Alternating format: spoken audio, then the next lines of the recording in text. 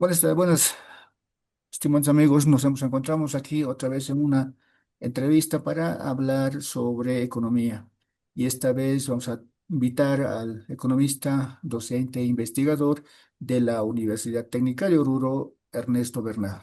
Buenas tardes, Ernesto. Buenas tardes, un saludo cordial, Daniel. Ernesto, tú verás el tema de la crisis está un poco preocupante para las familias bolivianas. La ciudadanía, la gente de a pie, ¿qué medidas debe tomar para un poco lidiar con esta crisis que está sucediendo en el país? Bueno, lo más importante es calmar un poco las expectativas, ¿no? Las expectativas son una variable muy importante y viendo que ahora se ha entrado una volatilidad en el ámbito del dólar, ¿no? Ya está en USDT, Bitcoin y todo eso. Entonces, hay mucha volatilidad y las expectativas son variables importantes, ¿no? Entonces, lo primero es un poco pedir calma, ¿no? Y obviamente después la gente, estamos viendo, ¿no? Que ya ha habido un proceso de devaluación de nuestra moneda en el mercado paralelo, ¿no? Que hoy por hoy el dólar está a 16,30, creo que más o menos, o a 16,5, y que obviamente eso ha influido mucho en el presupuesto de las familias, de gran parte de las familias de nuestro país, ¿no? Por como bien sabemos, el 85% de la población de nuestro país que están activamente en el mercado de trabajo está involucrado en el área informal. Ujú. Entonces, no tienen un trabajo fijo, no tienen beneficios, nada, ¿no? Entonces, esa gente es la que más está sufriendo, ¿no? Gran parte de esa gente está sufriendo, la que más está sufriendo en este periodo de crisis, ¿no? Y lo que sí podríamos analizar es de que es mucha gente que vive al día o que tienen ingresos bajos. Entonces, lo que la gente debe priorizar en este momento, esa gente humilde, todo eso es los bienes de primera necesidad, ¿no? Los bienes de primera necesidad que les sirva para tener, ¿no? Digamos, para semana todo, o si es que les alcanza el presupuesto a tener todo para el mes. Entonces, ir comprando algunos artículos que que puedan utilizarlo hasta fin de mes y todo eso, ¿no? Porque sabemos bien que esa gente vive al día o tiene muy bajos ingresos, entonces lo más primordial va a ser que asegure los bienes de consumo de su canasta básica, ¿no, Daniel? Ernesto, el tema de la depreciación, ¿cómo nos protegemos? ¿Hay forma de protegerse o lamentablemente vamos a ver nuestro dinero volar y volar y volar y reducirse cada vez más? Bueno, lo que sí es lo que la gente que sí tiene dinero, digamos, ahorro, o sea, que tiene un presupuesto que esté por encima del costo de su canasta básica. Entonces, lo que debe es, se está hablando mucho de la inversión en bienes raíces, terrenos, principalmente eso, ¿no? Pero es para gente que tiene ingresos, ¿no? Ingresos suficientes para poder comprar todo eso, ¿no? Y mucha gente también está recurriendo a la compra de dólar y eso obviamente hace subir más el dólar, ¿no? Si tú incrementas la demanda, entonces tiende a subir su precio, que es el tipo de cambio. Entonces, eso también no es un poco perjudicial para este momento, pero hay mucha gente que sí está recurriendo para tener dólares, ¿no? Y recurrir a activos que en un futuro puedan ser negociables, ¿no? Yo no soy muy, digamos, no tengo mucho apoyo por lo digital, ¿no? Las monedas digitales, todo eso, porque son muy volátiles. Son muy volátiles y no solamente están a merced de lo que está sucediendo en Bolivia, sino también a nivel internacional. Y el sistema financiero sabemos que es muy volátil, ¿no? Hay un conflicto, hay una guerra, hay todo eso, entonces se mueven, ¿no? Las bolsas de valores, todo, y hacen caer. Por eso yo no soy muy, podríamos decir, adicto o que usted viendo en algunas monedas virtuales invertir, ¿no? En el caso de invertir, hay inversiones de alto riesgo, hay inversiones de bajo riesgo, pero en este momento la ciudadanía que en promedio debe estar ganando 2.000, 1.500, hasta me animo a decir unos 3.000. sí, bueno, en un mejor momento, ¿no? Pero, ¿qué puede hacer esta ciudadanía para invertir? ¿En qué puede invertir a nivel nacional, internacional? ¿O no se puede realmente? Está la crisis muy complicada. Bueno, Daniel, yo considero de que, digamos, la gente que gana un salario mínimo, 2.750, o gente que gana 3.000, no, pues yo creo que lo gasta todo al mes, porque el costo de la canasta está muy elevado, ¿no? Para una familia tipo, en este momento tendríamos que actualizar los datos. Considero que debe estar por los 5.000, 6.000 bolivianos, ¿no? Tendríamos que, la última línea de pobreza del 2022 que se tiene, actualizarla. Entonces, yo creo que esa gente que tiene ingresos bajos de 1.200, 1.500, tampoco, o sea, yo creo que ellos tendrían que priorizar, como vuelvo a repetir, la compra de bienes que cubran su canasta básica, ¿no? Porque esos ingresos no le permiten, digamos, vivir y cubrir ese costo de la canasta básica, ¿no? Y gente que tenga un ingreso mucho más allá. Claro, obviamente esa gente está viendo, ¿no? Está viendo en activos, en bienes raíces principalmente. Otros, como hice referencia, están entrando a las monedas virtuales, ¿no? Pero considero que gran parte de la población de Bolivia, que están en ese 85% en el informalismo, sus ingresos no tienen buenos ingresos, ¿no? Son ingresos que están máximo hasta los 5.000 bolivianos, ¿no? Y gran parte incluso que la gente vive con ingresos menores al salario mínimo, ¿no? Porque el papel aguanta todo, pero eh, ganan salarios que estén por debajo de los 2.750. Entonces, toda esa gente considero que lo que tiene que hacer es dotarse de los principales bienes de su canasta básica, ¿no? Porque eso es lo que empieza a subir y eso les afecta mucho a su presupuesto, como ellos viven al día, tienen bajos ingresos y generalmente tienen más hijos. Eso es siempre el análisis que se hace de la gente que tiene menos ingresos. Entonces esa gente necesita dotarse de un pequeño stock de su canasta básica. Ernesto, en esta coyuntura complicada por falta de diésel, escasez de dólares, alza del precio de algunos productos de la canasta familiar e incertidumbre sobre qué va a pasar la economía, algunos dicen, es momento de emprender, pero ¿en qué? ¿Será el momento de emprender? ¿Hay las condiciones o definitivamente tenemos que esperar a que pase estos meses y se realicen las elecciones? Sí, yo creo que debemos dar un tiempo de espera. O sea, las expectativas hay que un poco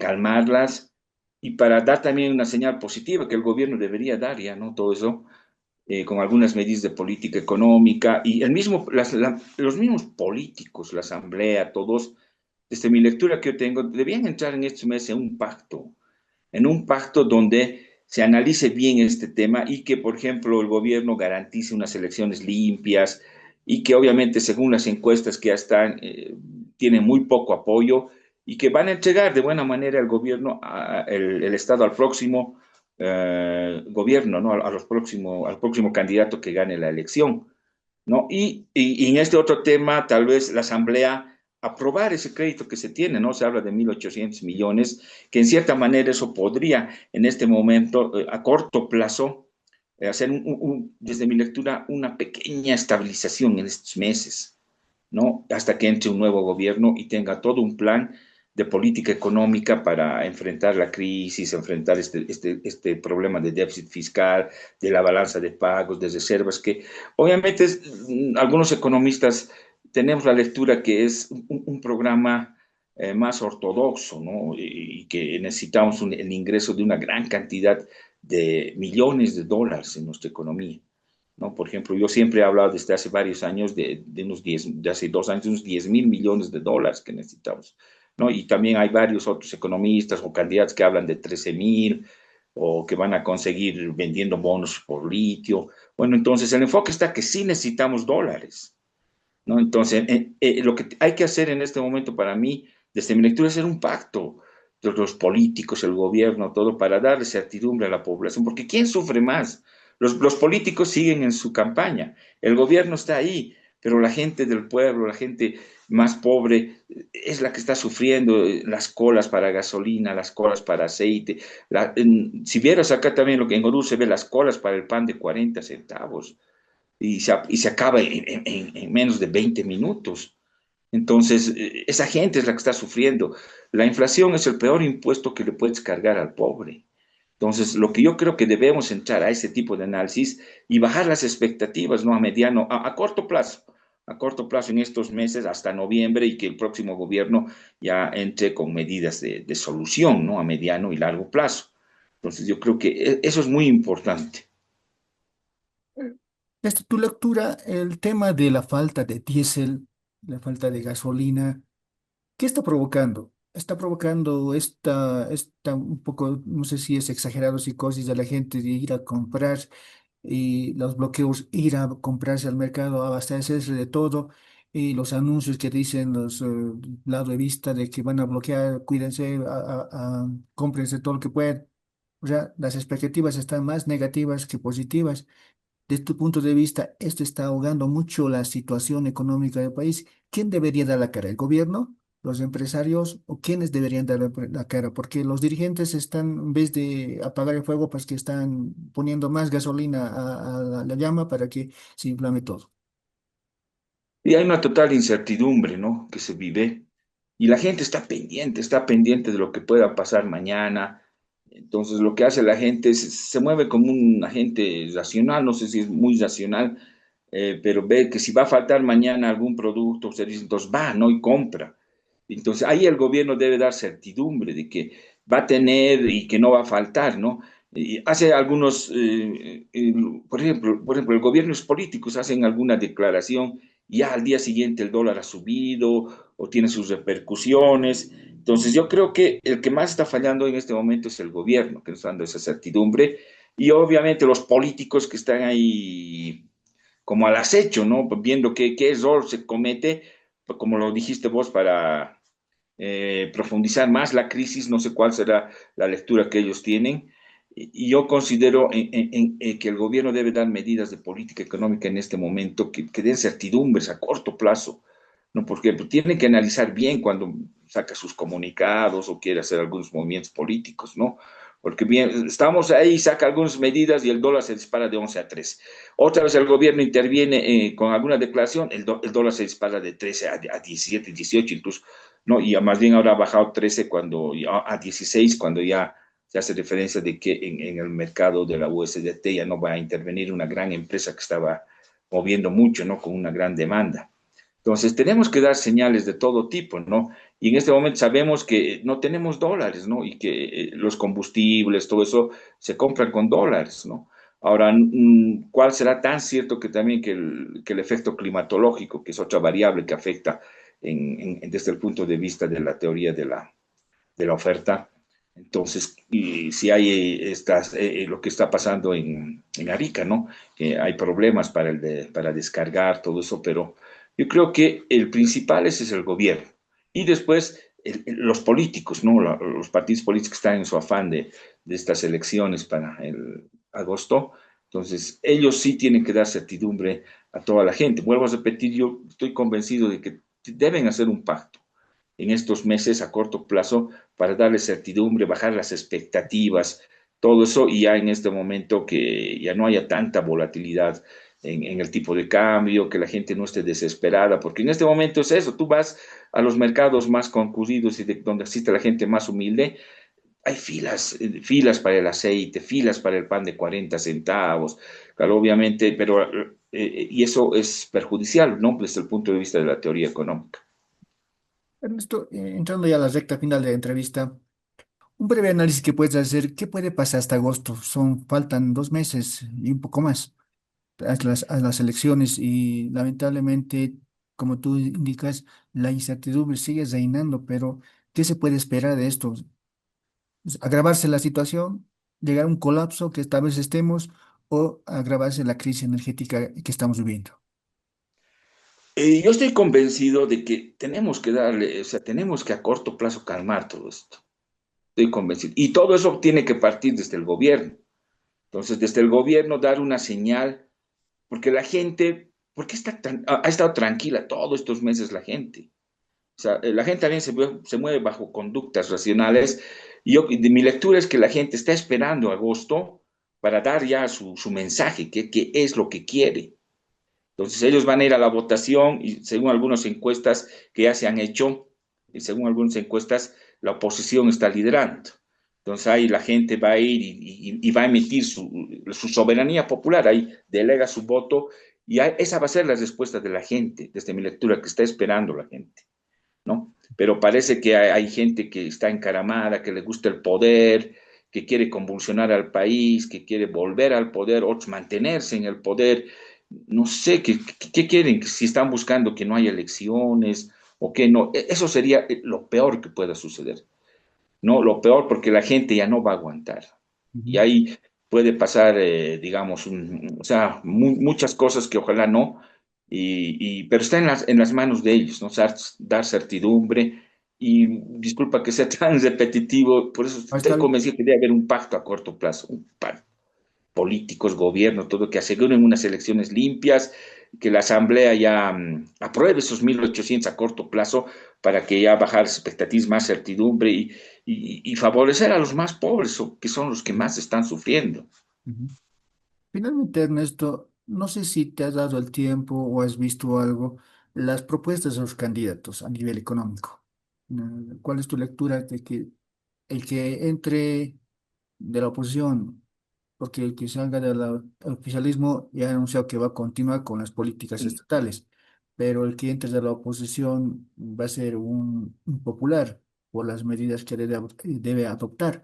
Entonces, ¿tú hayas leído algo de algunos programas? ¿Qué te parecen? ¿Si son viables o no son viables? ¿O todavía hay que esperar un poco más para que presenten a detalle todo lo que proponen al país? Bueno, yo como toda la gente, vuelvo a repetir, bajo un movimiento de expectativas racionales, parece que la gente se da cuenta de que si sigue este modelo, según las encuestas que han salido, donde vemos, ¿no?, que el gobierno y otros actores están con un bajo porcentaje de apoyo. Entonces saben de que hay que hacer un ajuste, y claro, obviamente los candidatos deben convencer con la política de ajuste que van a aplicar, que Mm. esos son muchos más ortodoxos, otros más heterodoxos, todo eso, ¿no? Pero todos estamos convencidos de que sí necesitamos un ajuste y todos los partidos de oposición están hablando del ajuste. Y ahí está de cómo, que desde mi lectura que yo siempre he dicho es que hay que recurrir a un crédito del Fondo Monetario Internacional, por lo menos de 10.000 millones de dólares, y tratar de nivelar el tipo de cambio paralelo con el oficial, Ujú. ¿no? Tratar de nivelarlo y ya desde ahí ya empezar a ver otras medidas de política económica como reducción del déficit fiscal en la medida en que no sea tan de shock, ¿no? Entonces yo considero que he leído también hay también, ¿no?, muchas propuestas así en los partidos de oposición, con un poco de variación, ¿no?, de cómo podrían conseguir la gran cantidad de entrada de dólares que requerimos. Eso es lo principal en este momento, y reducir el déficit fiscal. Ujú. Esas dos medidas de política que deben darse por cualquier gobierno que entre o sea, por cualquier partido que entre al gobierno, ¿no? Ernesto, agradecerte por tu tiempo y espero no ser la primera ni la última. Te vas a convocar para hablar. No sé si se has enterado del bono demográfico que tenemos, pero no lo estamos aprovechando y el capital humano está, me parece que en una situación bien complicada que no podemos aprovechar mucho ese tema, pero tenemos las condiciones, pero lamentablemente el gobierno lo ha aislado, lo ha dejado a un lado y lamentablemente estamos en la situación que estamos en la industrialización necesitaría algo pues. Pero son temas que posteriormente, Ernesto, te vamos a convocar para hablar sobre este tema y nuevamente agradecerte por tu espacio, por tu tiempo y por la opinión que has brindado a nuestra audiencia. El agradecido soy yo, Daniel, y siempre es muy bueno analizar estos temas y darle certidumbre, ¿no? Desde una visión más técnica, y yo considero en este momento desde una visión también social, ¿no? A la gente de todo nuestro país. Gracias, Ernesto. Tengas buena tarde. Gracias, gracias. Hasta luego.